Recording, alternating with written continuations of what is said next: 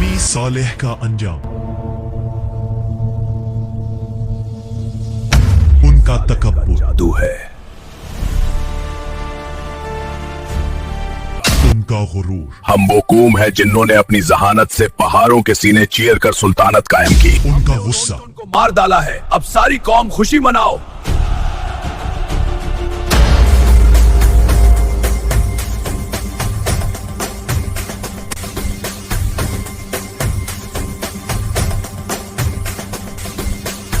उनका पहाड़ जैसा तूफान। और आखिरकार उनका अंजाम देखिए इस वीडियो में।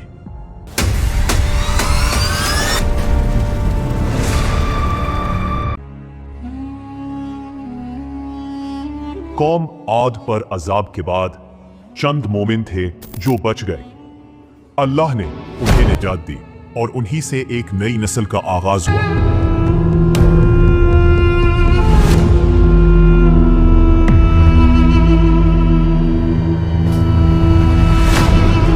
ताकि जमीन दोबारा आबाद हो सके। अजाब के बाद ये मोमिन हजर मौत के करीब वादियों में जा बसे। ये लोग यहाँ कुछ अरसा आबाद रहे और अपनी नई जिंदगी का आगाज किया। उनके बच्चे बूढ़े खेतियां करने लगे, मगर वक्त के साथ ये नस्ल शुमाल की तरफ बढ़ने लगी। नए पानी, नई जमीनों और महफूज इलाकों की तलाश में ये लोग काफिलों के साथ चलते हुए नज्द और हिजाज के इलाकों में फैल गए। उनका काफिला तिजारती रास्तों पर आगे बढ़ता रहा। ये वही रास्ते थे जो यमन से शाम तक जाते थे।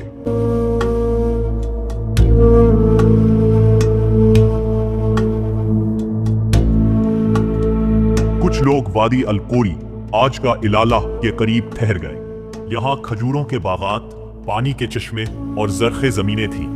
वक्त के साथ वो नस्ल आगे बढ़ती गई और आखिरकार वो पहुंचे वादी अल हजर में।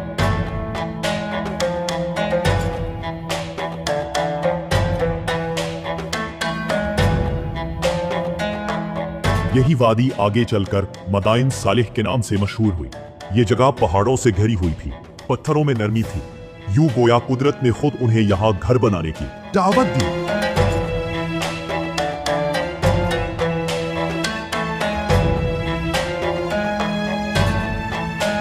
यही वो मकाम था जहां कौम समूद ने जन्म लिया। कौम समूद ने अपनी तारीख के एक ऐसे दौर में कदम रखा जब इंसान ने जमीन की साख्त को अपने हाथों से बदलना शुरू किया। ये वो कौम थी जिसे अल्लाह ने ताकत, अक्ल और वसाइल से नवाजा था। उनके शहर बलगंदो बाला पहाड़ों के दरमियान आबाद थे, जहां हर चट्टान, हर वादी में इंसानी हुनर का शाहकार तराशा लिया।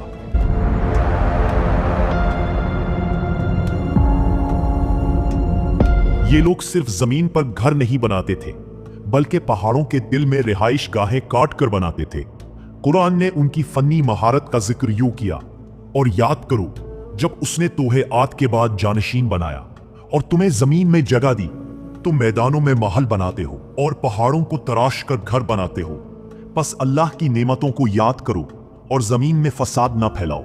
और समूद जिन्होंने वादी में पत्थरों को काट काट कर घर और महल्लात बनाए, उनकी इमारतें ऊंची, दीवारें हमवार और सुतून ऐसे तराशे गए जैसे वो किसी बादशाह के महल्लात हों। हर दरवाजे पर नक्शो निगार, हर सुतून पर निशान ताकत और शानो शौकत। दिन के वक्त उनकी वादियां बाजारों की आवाजों से गूंजती और रात को मिशलों की रोशनी से जगमगाती। वो पत्थरों को ऐसे तराशते जैसे मोम को नरम किया हो। उनके खेत सरसब्ज और बागात में फलों की खुशबू बसी रहती थी। उनकी जिंदगी आसाइश, दौलत और इक्तदार की अलामत बन चुकी थी। यही वो वक्त था जब इंसान अपने ही हाथों की कारीगरी पर गरूर करने लगा। वो कहने लगे, इन्हीं पत्थरों को हमने तोड़ फोड़ करके मजबूत गियर बनाए। लेकिन वो भूल गए कि ये अक्ल, ये ताकत, ये हुनर सब अल्लाह की अता है। हम वो कौम है जिन्होंने अपनी जहानत से पहाड़ों के सीने चीर कर सुल्तानत कायम की। और जब अता पर गरूर छा जाए तो ज़वाल करीब आ जाता है। उनके दरमियान गरूर ने ईमान की जगह ले ली और अक्ल ने वहीं पर सवाल उठाना शुरू कर दिया। वो कहते, इसलिए हम खुशहाल हैं क्योंकि हम एक ताकतवर कौम है। वक्त के रिगजार पर एक नई सुबह तुलू हुई। इसी इलाके वादिल हजर में बुलंद पहाड़ों के दरमियान एक मुअज़्ज़ज़ खानदान में एक बच्चे की पैदाइश हुई। वो अबैद बिन मासिह के घर पैदा हुए, जो कौम समूद के बड़े और नेक दिल शख्स माने जाते थे। इनके दादा मासिह बिन अबैद भी अपनी कौम के मुअज़्ज़िज़ीन में शुमार होते थे। ये खानदान दयानत, इल्म और सच्चाई के लिए जाना जाता था। हजरत सालेह अलैहिस्सलाम बचपन से ही आम बच्चों से मुख्तलिफ थे। चेहरे पर सुकून, बातों में नरमी और दिल में अल्लाह की याद बसा करती थी। कौम के बड़े इनकी जहानत और किरदार से मुतासिर थे और कहते थे, ये सालेह हमारे बच्चों से नेक और ज्यादा ज़हीन है। वक्त गुजरता गया, सालेह जवान हो गया और अपनी कौम के दरमियान अक्ल दानाई का नमूना बन गया। मगर जैसे जैसे उनकी कौम दुनिया की रंगीनियों में खो गई, सालेह के दिल में अल्लाह की तौहीद का नूर बढ़ता गया।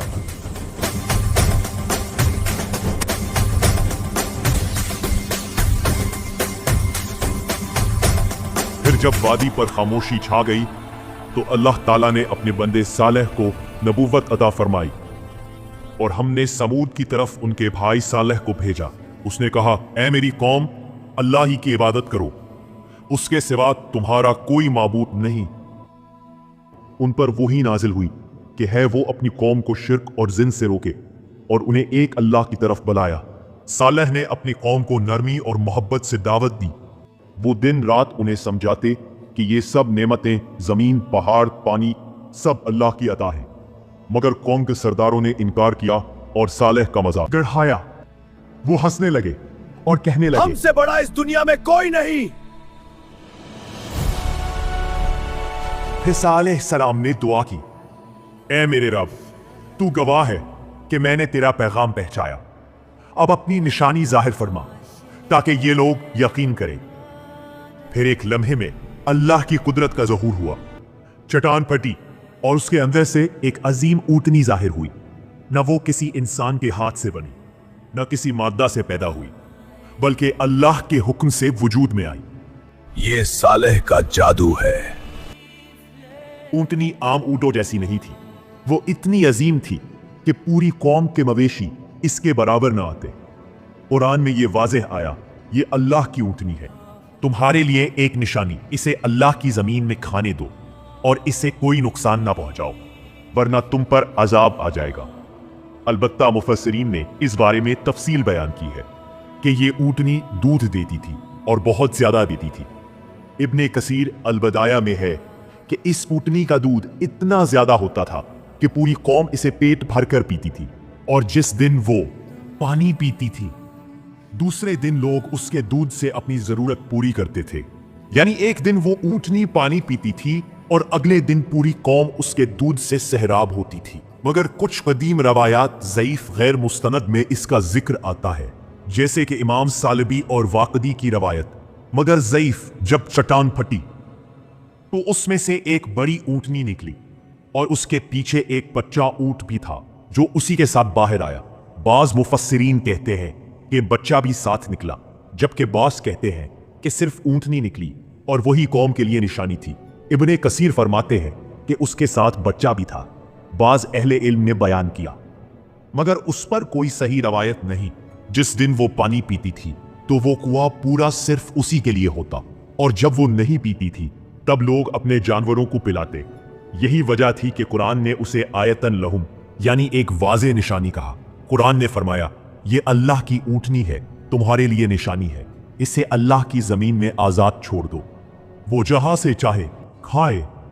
चंद दिनों के बाद जब कुछ लोग ईमान लाए तो कौम के सरदार खौफजदा और हसद में मुब्तला हो गए। उन सरदारों ने सोचा, इस ऊँटनी की वजह से सालेह का इज्जत और बढ़ गई है, अगर हमने कुछ ना किया तो लोग इसके पीछे चल पड़ेंगे, हमें कुछ ना कुछ करना होगा। तब इन्होंने साजिश रखी कि इस निशान को खत्म कर दें, ब्रेता के सालेह अपना असर खो दे। एक रात कौम के सरदारों ने अपने मर्द और औरतों को इकट्ठा किया और बोला, अगर हमने इस ऊँटनी को खत्म कर दिया तो सालेह का असर भी खत्म हो जाएगा। इस पर एक अमीर औरत ने कहा, अगर कोई इस ऊँटनी को खत्म कर दे तो मैं अपनी बेटी की शादी इससे कर दूंगी। आम रिवायत यह बताती है, ब्रेक के चंद नौजवानों ने खुद को इस जुर्म के लिए चुन लिया। मसलन मिस्रा इब्ने मेराज, कद्दार इब्ने सलफ, स्लेफ और दीगर लोगों के साथ मिलकर मंसूबा बनाया। कुछ तफासीर में 9 बदकार का जिक्र भी आता है। ये मखसूस नाम बाज तारीखी रवायात तफासीर में मिलते हैं, लिहाजा उन्हें बतौर तारीखी रवायत माना जाता है, मगर हकायक के तौर पर लाजिम नहीं। जब ऊँटनी कुएं की तरफ रवाना हुई तो कातिलों ने पीछा किया। उनमें से एक ने तीर चलाकर उसके पांव को जख्मी किया ताकि वो भाग ना सके। फिर बाकी नौजवान हमला आवर हुए, बाद मार डाला गया। कातिलों ने कौम में ऐलान किया और लोग खुशी मनाने लगे। हमने उन ऊंटों को मार डाला है, अब सारी कौम खुशी मनाओ। अब सारा पानी हमारा है। कुछ ने तो ऊँटनी का गोश्त तकसीम किया। अगर ये जुर्म पूरे कबीले के खिलाफ समझा गया, क्योंकि या तो बहुत से लोग साजिश में शरीक थे या उसकी मंजूरी देते रहे। इसी सबब से कुरान ने मजमूई जिम्मेदारी का जिक्र किया। जब खबर पहुंची कि अल्लाह की ऊँटनी को कत्ल कर दिया गया है, तो हजरत सालेह अलैहिस्सलाम पर गहरा सदमा तारी हो गया। उनके चेहरे का रंग मुतगय्यर हो गया, आंखों में आंसू आ गए और दिल से एक आह निकली। उन्होंने कहा, ऐ मेरी कौम, तुमने क्या कर दिया? ये वो निशानी थी जो तुम्हारे रब की रहमत थी, मगर तुमने उसे मिटा दिया। तुम्हें सिर्फ 3 दिन की मोहलत है, उसके बाद तुम पर अजाब उतरेगा। ये बात झूठी नहीं हो सकती। तुमने अल्लाह की निशानी को कत्ल किया है, बस 3 दिन अपने घरों में फायदा उठा लो, इसके बाद तुम पर अजाब नाजिल होगा। और उन्होंने कहा, क्या वाकई 3 दिन के बाद हम पर कोई अजाब आने वाला है? हम पर?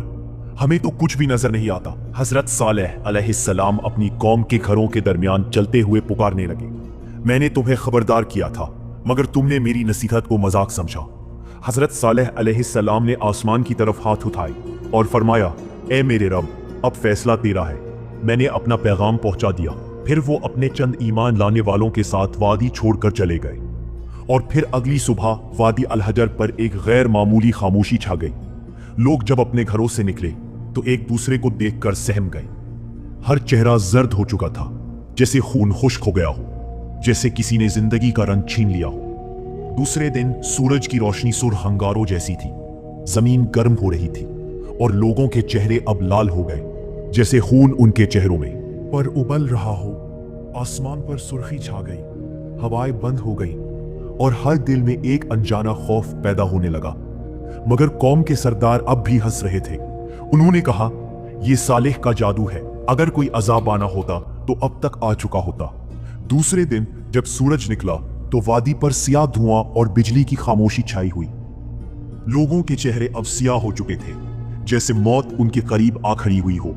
ना कोई बात कर रहा था, ना कोई हंस रहा था, सिर्फ खामोशी, और फिजा में एक खौफनाक सन्नाटा छाया हुआ था। फिर फजर से कुछ पहले आसमान का रंग बदलने लगा, पहाड़ कांपने लगे, जमीन के अंदर से गुड़गुड़ाहट टूटा, बादलों से बिजली की रोशनी झलकी और अचानक एक ऐसी चीख जिसने फिजा को चीर डाला। तफसीर इब्ने कसीर के मुताबिक ये चीख एक ऐसी आवाज थी जो आसमान से उतरी, जिसके साथ जमीन लरज उठी, दिल फट गए और रूह जिस्म से निकल गई। कौम समूद अपने घरों में ओधे पड़े रह गए, कोई हिलने वाला न था, जैसे पत्थर के मुजस्समे बन गए हो। सीरे कुर्तबी में बयान है, अल्लाह ने आसमान से एक चीख नाजिल की जिसने उनके कानों के पर्दे और दिलों के सीने फाड़ दिए, हत्ता कि वो एक लम्हे में मर गए। जमीन लर्जी, पहाड़ों में आवाज दी और वादिये मदायने सालेह मौत की चीख से गूंज उठी। तारीख तबरी का बयान है कि वो चीख जिब्राइल अलैहिस्सलाम के परों की झलक से निकली, इतनी शदीद कि जिसके साथ हवा ने उनके दिलों को हिला दिया और वो सब जमीन पर गिरे। गोया एक ही आवाज ने पूरी कौम की रूह कब्ज कर ली। कुरान में फरमाया गया, और वो अपने घरों में औंधे पड़े रह गए। हजरत सालेह अलैहिस्सलाम अपने चंद मोमिन साथियों के साथ पहाड़ के दामन में खड़े थे। उन्होंने वादी की तरफ देखा और फरमाया, ऐ मेरी कौम, मैंने तुम्हें नसीहत की थी, मगर तुम खैर खाहों को पसंद नहीं करते थे। फिर वो वादी से दूर चले गए और ये वादी मदाइन सालेह के नाम से आज तक अल्लाह के गजब की गवाही देती है। शुक्रिया।